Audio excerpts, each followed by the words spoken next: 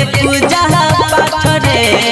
एको हाथ में शंख गदा छई एको हाथ तलवार रे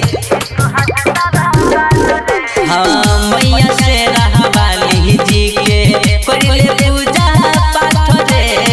एको हाथ में शंख गदा छई एको हाथ तलवार रे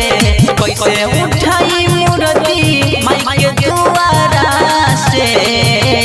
कैसे उठाई मूर्ति माई के द्वारा से अभिनंदन कर चल माई के भाषावन में तो अभिनंदन कर चल माई के भाषावन में।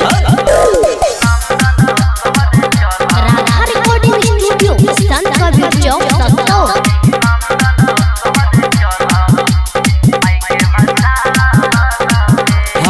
भूल न पाइब माई के सूरतिया जे दिन देखले छड़े पर चढ़ के अइली हम मैया डोली में चढ़ के जाइले भूल न पाइब माई के सूरतिया